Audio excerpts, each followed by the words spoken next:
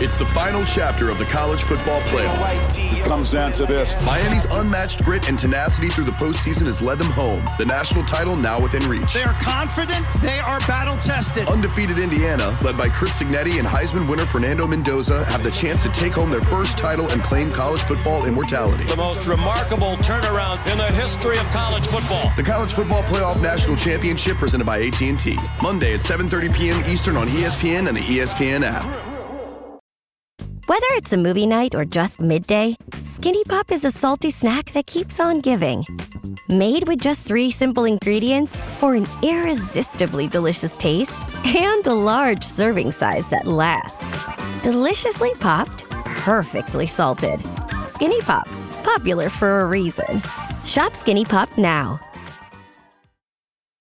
I had that dream again. My small business needs to hire, but I don't use LinkedIn, and I hire an energy vampire. But also, they're a literal vampire. And suddenly, my team is spending all their time sharpening wooden stakes and buying bulk silver and rehearsing ancient chants, and then I wake up.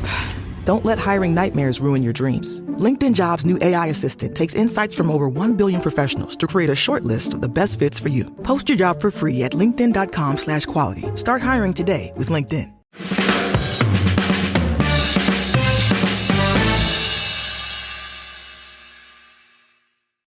Welcome to NQAT Tactics Show with the usual crowd today. Dharnish, Daniel, how's it going? Good. Very good. All good. All right. Rock and roll. For those of you on the YouTube, you'll see that Dharnish has got his massive DJ cans on. Have you? You're out?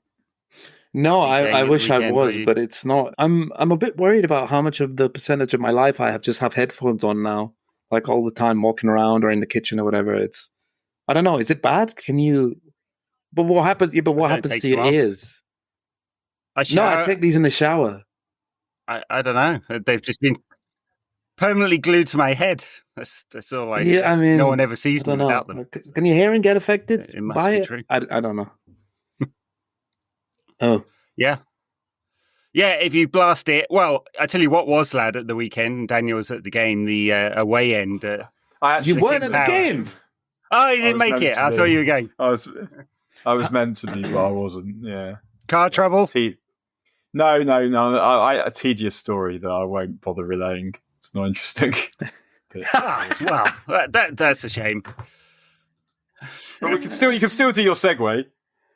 Well, I have already done it, and the away end was fantastic without Daniel. Maybe because it was without Daniel. Who knows? Has he got a booming voice? We're not sure. Also, a good United performance, 3-0. It'd be nice if we could play Leicester every week because they are properly rubbish, and I guess that probably confines them to relegation now. What did we see? So we're going to talk a little bit about Bruno and his role, a little bit about Ayden Heaven and just how seamlessly he's slotted into the team, saving us. Sounds injuring himself. Yeah, exactly. Yeah. Perfect. Yeah. No notes. You are manuing perfectly. And then we'll talk a little bit about a bit of Amo-ball, maybe hints of it. All right. So where should we start? Let's start with the latter, Amo-ball. Dharnish, what did you see? Because it felt to me like we created chances and scored goals that looked very much like we did. But I think it's very apparent that Amo-ball looks good against number one teams that don't press for the full game, or number two, teams that aren't very good at pressing for the full game, which is Leicester, Southampton, Ipswich, or anybody in the Europa League. Leicester, yeah. Because those sides don't have the intensity or the physicality to do it for 90 minutes. So that's why you see some little patterns of Amo-ball emerge, and then spaces open up and attackers can exploit them, and then they score goals. I'm not going to take away from the fact that it's good that they're finding those spaces, and you have to pick up the bad teams regardless anyway. But it's why they look so good against Sociedad. It's why they look better against Leicester. The problem is still there, by the way. I tweeted it around about 22 minutes, 25 minutes. It's still there when it goes to a wide fullback or it goes to a wide centre-back.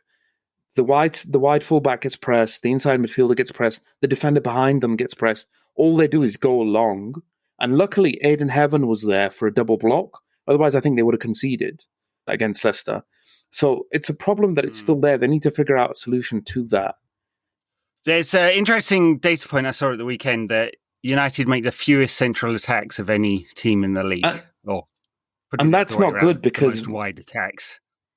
On which point, if we add to that, it is, I think, a generally accepted axiom that the best team build through the middle. That's exactly what I was about to say. You need to find central space to make attacks.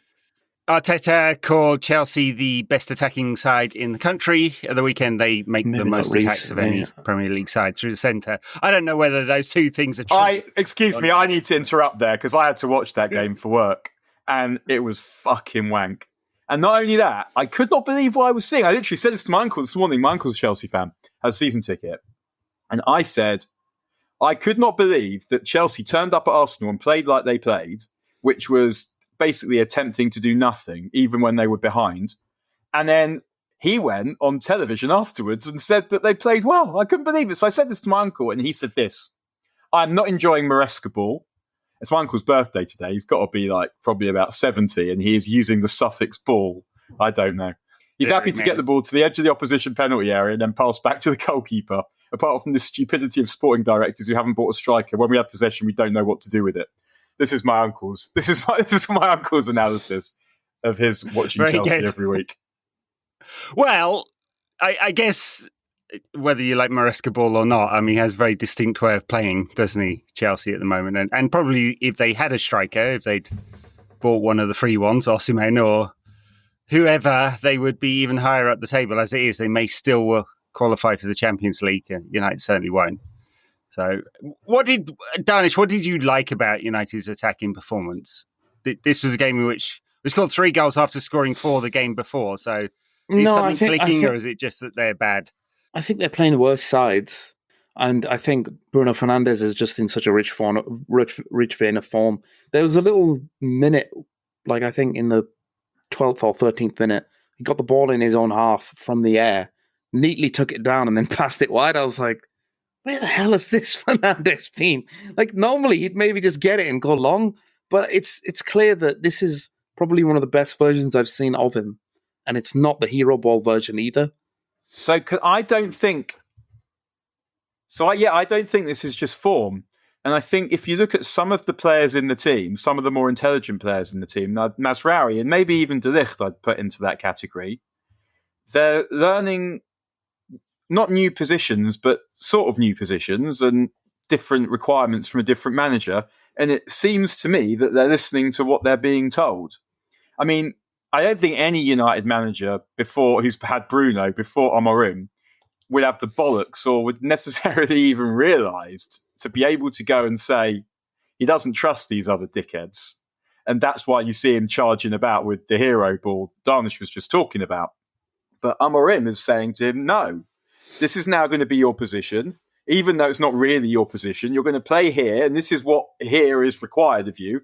And it seems to me like Bruno's listening. And similarly, Mazraoui, who we thought was crap at wing-back initially, and much better at centre-back. I was a wide centre-back. He might still be better at wide centre-back, but we're seeing him quite effective from wing-back the last few games. And I think it is also, as we've said, fair to say that the opposition have been disgraceful. But even against Arsenal, who are not disgraceful, we saw some of this. And even against Arsenal, who are not able to dominate physically in the way we did Sociedad, we're seeing slightly better patterns of play. But I think we're seeing Bruno play with greater discipline.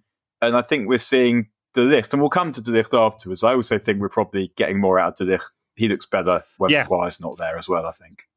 Let's stick on Bruno for the moment, because I guess one of the concerns with moving him deeper is that he would be less productive, right? Create less chances, fewer assists, fewer goals. No. That doesn't seem to have happened. How come he's able to get into those? Has he got more freedom because he's coming with those late runs like he did for the 3rd goal yesterday?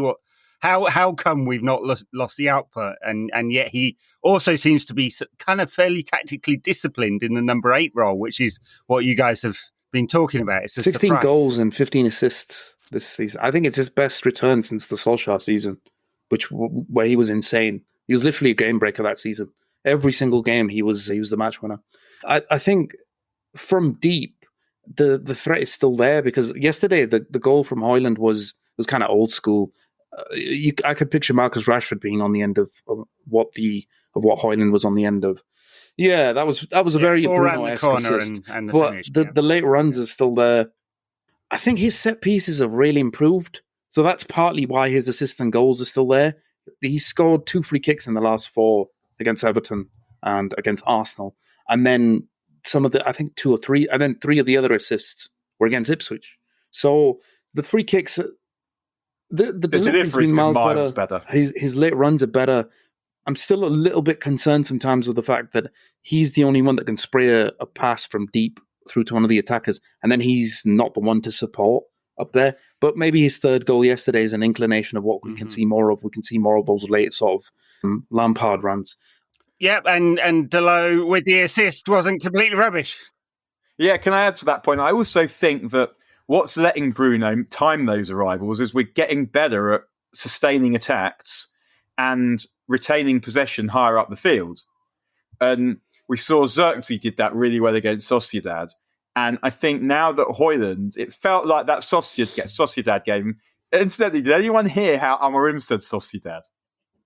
Like, it was always like, the first time he said it in the interview the other day, I thought, what did you just say? It was something like, how's Sociedad? Something like this. Anyway, we're getting better at keeping possession higher up the pitch. Dorgu's helping a lot with that. But even yesterday, just Hojlund playing with a bit more confidence is improving. I think is improving us. And the run that he made for the goal that he scored is the kind of run that he should always be making. And the reason why he hasn't been getting so much service is because he hasn't been making enough. One of the reasons, anyways, because he hasn't been making enough of those runs. And it really felt that was there's a penny that's dropped with him. That he's another one who's been told what to do and he's listened and he's doing it, I think. Yeah, he took 3 shots in the first half yesterday. Come on. He's averaging 1 per game this season, so it's quite a uplift for him. It's been from a very low base. I think there's been a degree in the last 7 games they've only lost 1 in the league. I know that doesn't. A few of them were draws, but Brighton are a 5th now with the most draws in the league, level with Arsenal. So it's more about being solid in the league rather than winning a lot, unless you're Liverpool, of course. But in the last, I think, 7 or 8 games, what we've seen is a little bit more of resilience, I think. The tactics are still, honestly, need to be worked on because the build-up is still scaring me quite a bit. I still hate the fact that all the fullbacks just literally go long whenever they're pressed, but we've just seen more resilience. Against Arsenal, the game plan was different and they worked on it well. Against Everton, I thought we were dead and buried for 60 minutes, but the last 20 minutes they woke up again. All of this, it still matters because there's still 9 games left at the end of the season.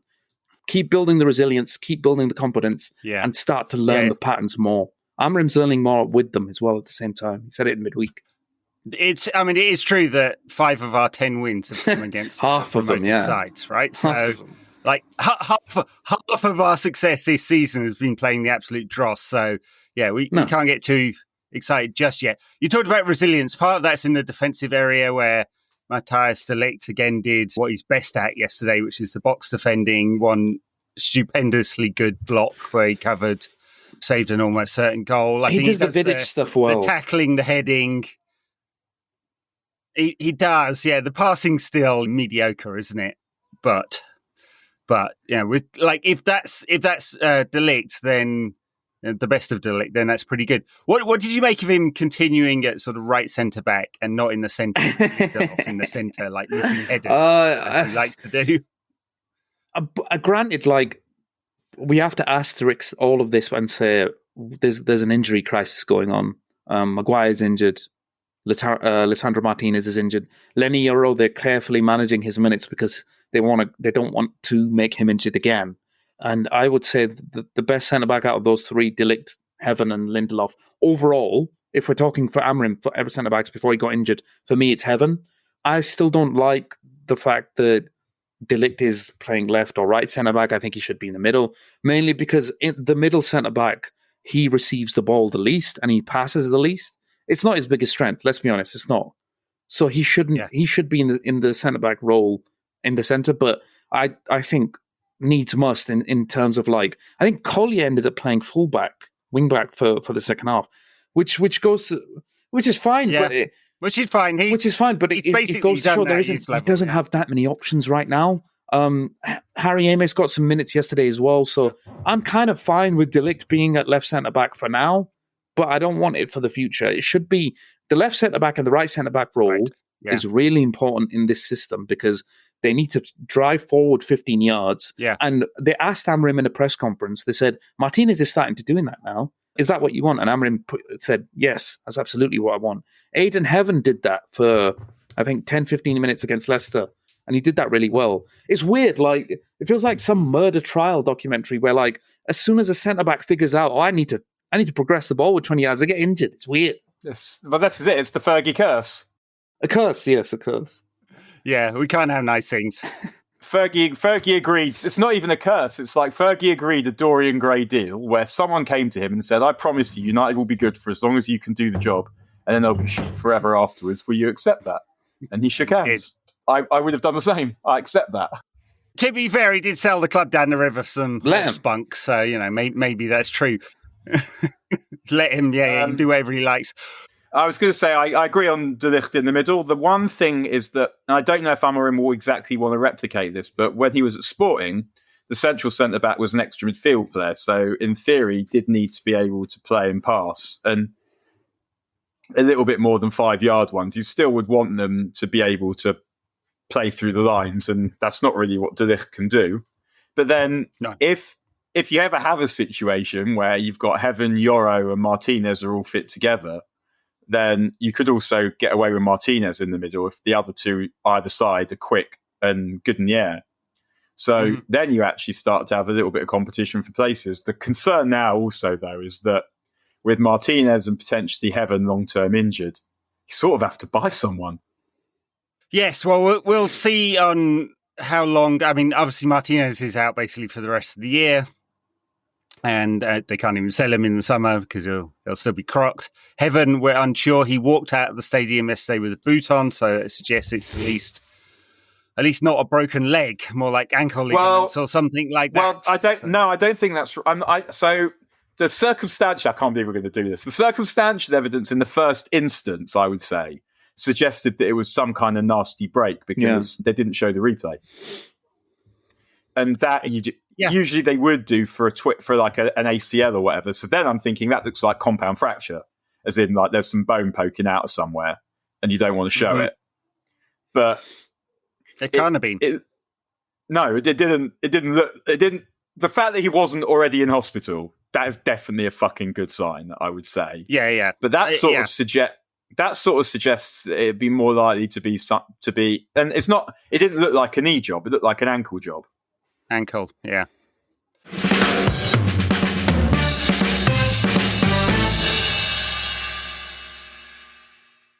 USAA knows dynamic duos can save the day, like superheroes and sidekicks or auto and home insurance. With USAA, you can bundle your auto and home and save up to 10%. Tap the banner to learn more and get a quote at USAA.com/bundle. Restrictions apply. This episode is brought to you by Stouffer's. Here comes 3-time juggling champion Natalia Rogers. She's juggling law school, her TA job. Oh, narrowly catches the laundry. What's that fourth ball? Parents unexpectedly showed up at dinner time? Is that too much for Natalia? Not with Stouffer's Chicken Alfredo and its mouth-watering mix of Asiago, Romano, and Parmesan. When you're juggling 4 things at once and the clock strikes dinner, think Stouffer's. Yeah, well, let's talk about his performance a little bit, though, because, I mean, he's coming into the side. He had 2 minutes, 10 minutes, 20 minutes, a couple of starts now. And honestly, you wouldn't believe that he'd just been playing under 21s football this season because he just he's just slotted in and he looks ready-made.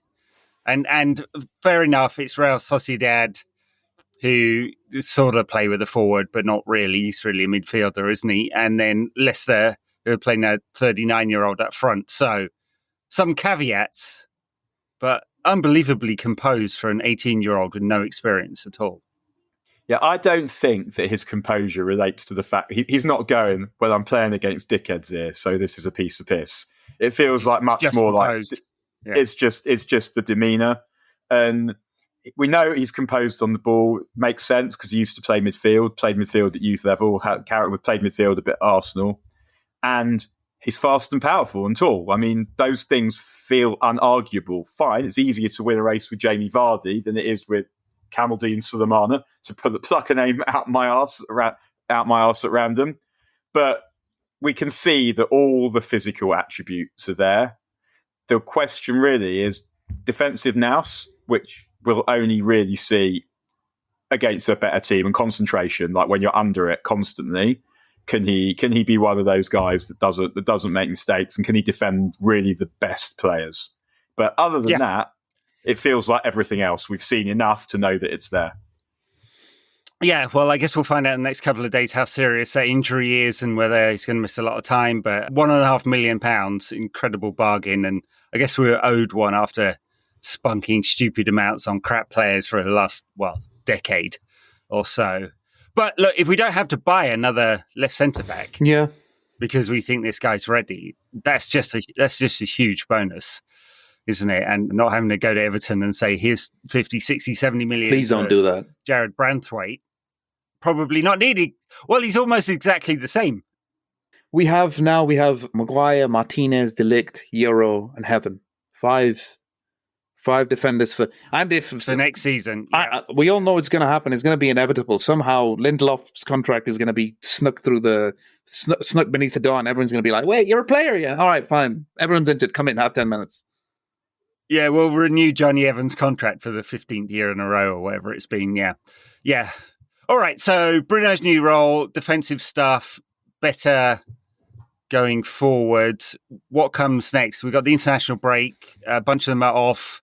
Funnily enough, Ronald Koeman, Dutch manager. Koeman's Dutch manager now? Okay. One of the Koemans, I think, was extremely rude about Josh Zirkzee. Said he wasn't playing very well. Yeah, and okay. as he tends to do, this manager, yeah. So Josh Zirkzee's not off. De Ligt is, although he spent half of yesterday hobbling around because he got studs to his shin. And then a lot of the other players are off as well. So 2 weeks off and then back. But quite a few of them, like Mainoo, will be back after the break. Yoro should be back after the break.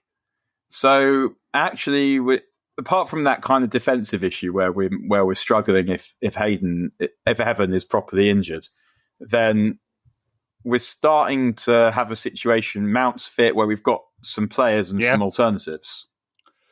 Yeah, Mount's not heading off with England, so he'll get some time to get fit as well, or get injured, one of the two. It's Forest after the international break. I know this is absolutely nothing. This is nothing to do with United whatsoever. I don't even fucking support England. But Jordan Henderson in that England squad, I genuinely, it made me angry. Almost nothing makes me angry. But I felt genuinely angry when I discovered that was the case. How on earth can you judge? He wasn't even that good at his peak. No. And now he's 35 and playing in Holland. In that squad. Yeah. I'm not sure if any of it matters because they're playing Latvia and Albania. But at the same time, I'm not. I know, but I guess the question with Jordan Henderson, I don't want to waste too much oxygen on this guy, but are you taking him to the 2026 World Cup? I don't know. No, I don't think so. No, right? No, it's going to be boiling hot. And he couldn't hack it in Saudi for 2 weeks or whatever it was. So yeah, it's madness. Anyway, back to United. Forest after the break, Forest away, who are a very specific style of team at the moment. Quite direct, vertical as the terminology is, right? Dharnish? Very vertical.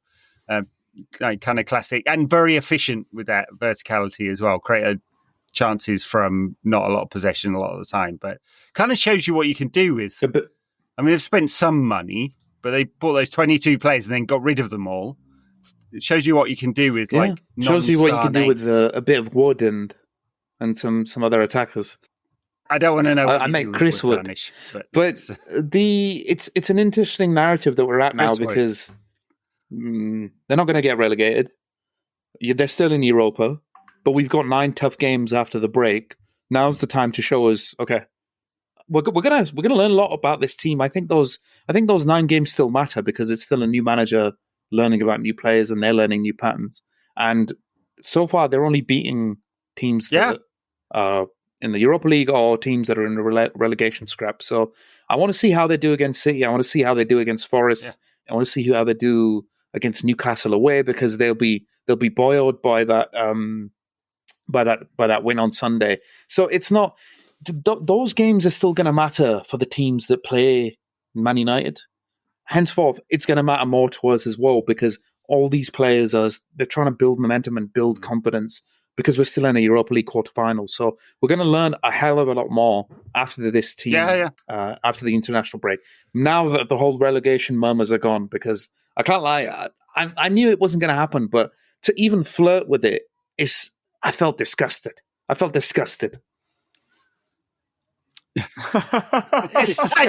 you should, Dharnish, as you should. Yeah, well, the factor of being 13th in the league, moved up a place, means that we are only playing one team, that's Wolves, away from home, that is below us in the table from now until the end of the season.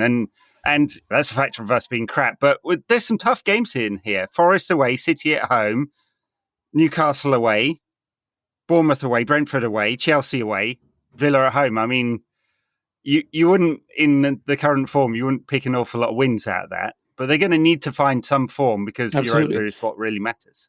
But this is why I said we're being positive because the results have been a lot better. We've lost 1 in 7 games, and I think that's big. The resilience matters. Now, please go ahead and show me some solutions to the patterns. Please, you've got 2 weeks. Work with some of the players that aren't going into the international break. Work with some of the players that are going to come back. Show better performances. I want to see better attacking patterns as well. 2 of the attackers have finally scored. Can we get some more goals out of them? Yeah, and we've had Josh Zirkzee become Ronaldinho. Form improved significantly. Obviously didn't start yesterday, but maybe not. But what did you make of Garnacho before we leave today? I mean, he got his 7th goal, nearly had another one. There's a fraction offside. The ball was played just a little late. It still doesn't look like he fits in this team, does he? But he's a very interesting player because performances are almost there. He's the only one of the attackers that we have right now that will run in behind, that will run against defenses because he's quick, right? There's no Rashford anymore. There's no Martial in this team anymore. So I think that's very important. He'll never give a crap about missing a shot, ever, right? Hojlund, you could tell his confidence was shot in the last 10 games. Garnacho empties the clip and says, it didn't work. Give me another round. Give me another gun. He'll empty the clip again, and it just won't matter to him. Yeah. I still think he's a big danger for teams. I still think he's better as an impact sub than he is starting. I still think he's better on the right. I still think he's very young. So there's a lot of things to work with there. I think I'm just desperate for him to become this player that we know he can become if he just figures a few things out. It's all about options, isn't it? That he might not be exactly, if the manager said this is the exact profile for that position, but that doesn't necessarily matter because you need options. If you're not winning a game or something, you need a goal or whatever it might be, to bring on a player who's an avatar of the one he replaced, probably not going to change that much. You're just going to be fresher. You bring on something slightly different, ask a slightly different question to the opposition. I think that is what you want. If you look at when Fergie had the 4 strikers when we won the treble, obviously, very quite different players. Or then even when it was later on, he didn't have the money to buy superstars because of the Glazers. By the end, he'd have just loads of centre forwards and wingers. He'd have Park, Ryan Giggs, Ashley Young, totally different players. Because if you spent an hour defending Ashley Young, well, you probably had quite a nice afternoon. And then you bring on Park, still having quite a nice afternoon, really. But just different kinds of players who'll try and do different things. And what I like about Garnacho, and particularly in this team, I agree with Dharnish, I prefer him off the right as well. And partly that's just because his finishing isn't good enough. If you're trying to play him off the left, say you want him almost running on the diagonal towards goal, then the finishing's got to be better.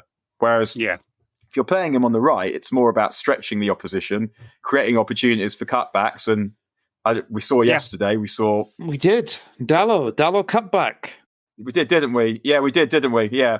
And we saw more cutbacks in general. And in order to get the cutbacks, if you've got someone with the pace to skirt around the outside, like Hojlund also has it, then that will help you score goals in that particular way. And that always felt like one of the problems with Ten Hag, particularly with Hojlund, that it felt like no one had really thought about, okay, I'm signing this guy. How's he going to score his goals? And I feel like Amorim has had that conversation with himself and with his coaches and with the players. And they know how they're trying to score goals now. And they've sort of gone from no idea how to do anything to now we can sort of see how they're trying to score goals. Now we're scoring goals against shit teams. Can we take the next step? And even against Arsenal, though we only scored once, we made chances. And it feels like we're seeing incremental improvements, but they feel sustainable because we can see what the pattern is, I think. Yeah, I think that's right. It does feel like we're edging towards what the end state is. And if you compare that to Ten Hag, I don't think we ever knew what the end state was because he didn't know either. And that's why he changed it. Like at least 3 different systems he played through his time. What a wonderful time it was as well. And I guess it helps as well that we can be patient because Ruben Amorim is popular and charismatic and talks well and fronts up about his challenges and seems to be fairly radically honest too much a lot of the time. And we like him, right? And with Ten Hag, I think everyone was just sick of the guy by the end. There's no affinity. Like, I didn't think, it was never obvious why anyone would be that bothered to do what he wanted them to do. Although, one thing I will say in Ten Hag's defence, we obviously ragged him for last summer's signings. They look a bit better now. Now that they're not being managed, now that they're not being managed by him, they actually look a bit better. Well, Big Sir Jim said in the week that we signed those players because several of them were Dutch. Yeah, that was ouch. Very Brexit Jim. But that's your fault, dickhead. You're meant to be there, someone with your guys saying no. That's how this shit's meant to work. That's a really good point. It is. But to come back to your original point, I think that they basically all worked out with limitations, right? So we know what De Ligt is good at and what he's not good at. Great box defender, not so good with passing. Ugarte, bit kind of similar, loads of interceptions, loads of tackles, loads of work rate, not very good on the ball. Mazraoui, incredibly intelligent player, not really very physical, right? Can't get around. 15 minutes. Brilliant squad someone that can cover you in all these positions. That's a bargain. Yeah. He is the modern day John O'Shea. That's a bit of a disservice. And we haven't tried him yet, but that's coming. Considering as well, I think he's played the last 4 games. He hasn't eaten in all 4 of those games. Yeah.